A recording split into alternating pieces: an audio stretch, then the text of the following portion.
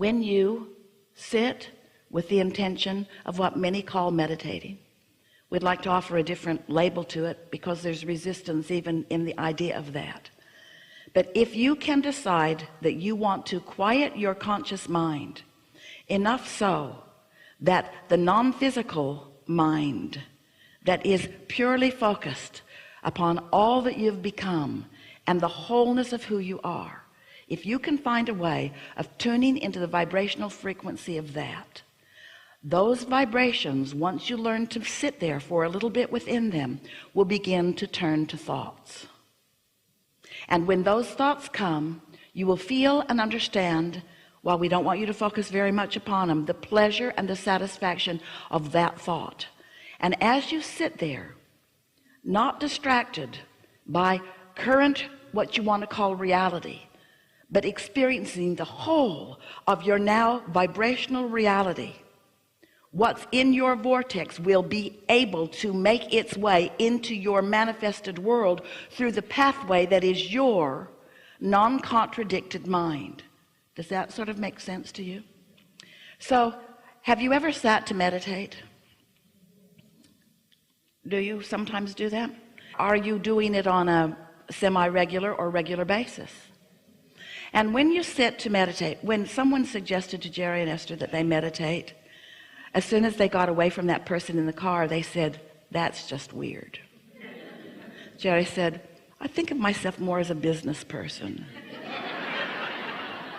Meditation just seemed weird to them. That was many years ago, and to many it still seems weird today. But it's because there's not an understanding of what it means. Meditation, if you understand it, and you're about to, will take you back to the core vibration that is unchallenged by beliefs that are keeping you from what you want. Meditation will take you to the vibrational frequency that your inner being is, and as you're able to maintain it for a little bit, law of attraction will bring momentum to that. So when we talk about law of attraction, what we're really talking about is momentum. We're really talking about you being at some starting point, and law of attraction bringing the next and the next and the next and the next and the next and the next and the next. So if you're irritated by something, law of attraction will bring you more and more and more and more and more and more and more and more and more of things like that. If you are in love with life, law of attraction will bring you more and more and more and more and more and more and more and more of that. But we love you so much. We love you so much. You are sloppy in your thinking. You are reactive in your thinking. You are letting everything in the world be the reason that you are offering the vibration that you're offering, and then you are in opposition to what you really want. You can't get there from there. So when you sit to quiet your mind, at first it's very difficult because your mind has been trained to be responsive to your environment. But when you quiet your mind, and what that requires is focusing upon something quieter. Esther sat to meditate yesterday, and she had a load of clothes in the washing machine, and a door closed, but she could still hear the clanging and the banging of the zipper on the jeans. And it kept her from being able to withdraw from her physical experience. Just something that simple. And she thought, well, it'll stop in a minute, but it didn't. It was an hour and 12-minute cycle. And so it wasn't a good choice of a time or a place for her to intend to quiet her mind. If your telephone's going to ring, it's not a good time or a place to sit to meditate. You want to find a time when you are not likely to be interrupted, in a space where you can really control the environment a bit. It's good if you can shut out the things that you're mostly physically attracted to.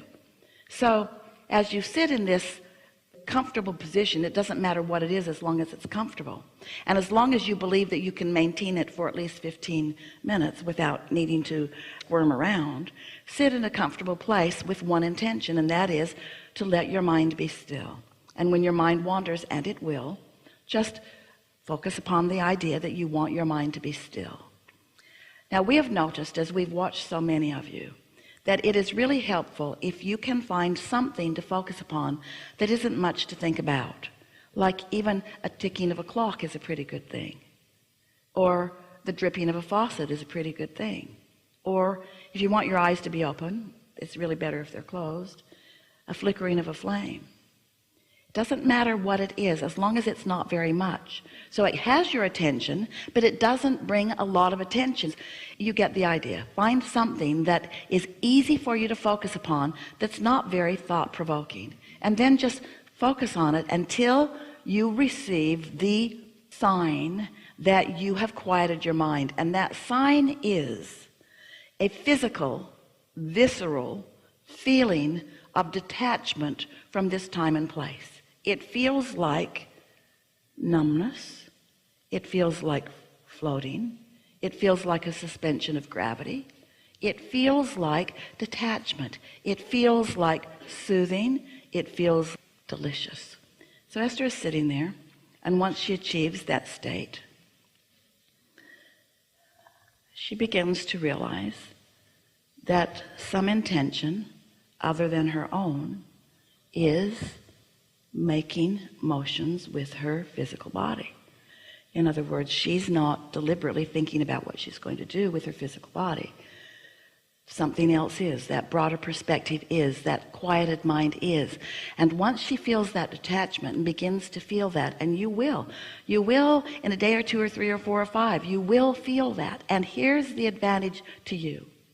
When you get to that place where you are mindless, you are thoughtless, and the non-physical part of you now is the dominant part of your vibration, you are in a state of utter well-being just for a moment, and you are not doing anything with your physical noticing, with your physical senses, that's distracting from that base of well-being.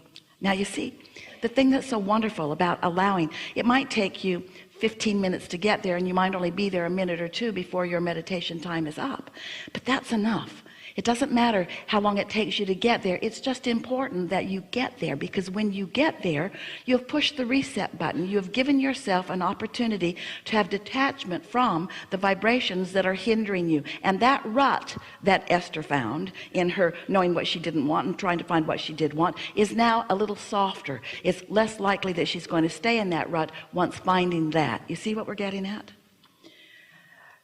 We can feel that you're not feeling very engaged in the idea of this, but the reason that we're sticking with this subject anyway, even though you might be feeling little resistance to it, is because we know that if you will allow yourself that quieted place, it's like a high-rise building that somebody has told you is not steady on its foundation, and so you just put more rebar up in the top of it and more concrete and try to guy it out, maybe to sky hooks or to other buildings or maybe to the ground. But if the foundation of that building isn't secure, it's not going to stand in that secure place very long, and neither are you. And meditation will take you back to your primal, not quite the right word, but you know what we mean, to your grounded, not quite the right word, but you know what we mean, to the very base, to the core of you, to the vibrational center of that which you are, to the goodness that is you, to the whole that is you, to the vibrational reality that is you, to your inner being who knows everything that you are wanting and knows where you stand in relationship to everything that you want.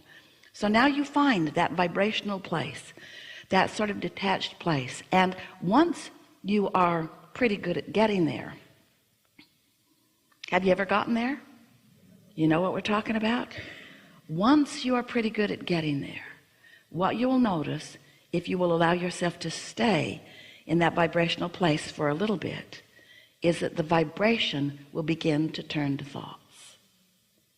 Thoughts will begin to occur to you, and you will know the perfection of those thoughts because of the way they feel as they come across your mind. Now when the thought comes, don't try to think about it. You're in the receiving mode. Receive the thoughts. Receive the thoughts. Let your vibrational reality and your inner being be the deliverer of the thoughts. You are the receiver of the thoughts. And as you allow yourself to be the receiver of the thought, and you don't contradict the thought by, oh, I wonder if that was my thought, or if that was my inner being's thought, or I wonder if I really thought that, or who thought that, or was that a good thought, or was that a bad thought? I don't even know if I'm thinking good thoughts or bad thoughts. I'm not sure. Just let it be.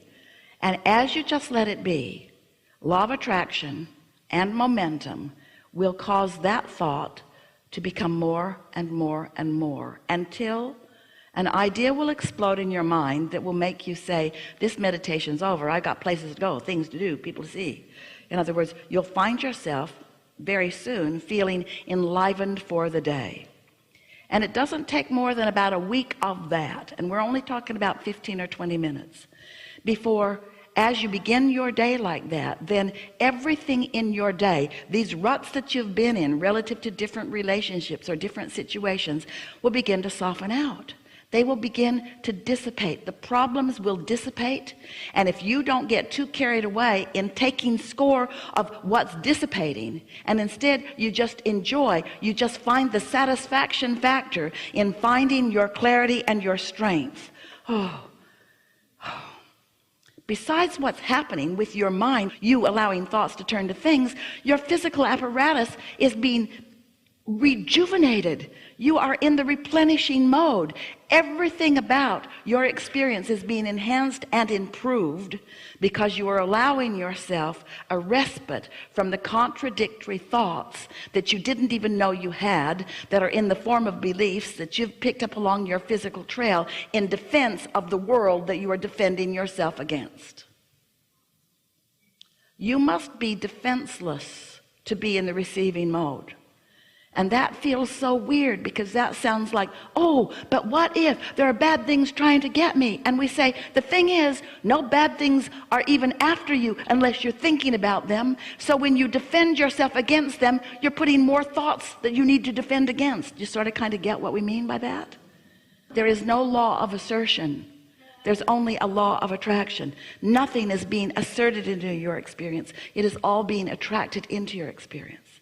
And so, it's such a good time to return for a little while every day to the true nature of your being, where you allow the full force of goodness and wisdom and clarity to demonstrate in your day-to-day experiences.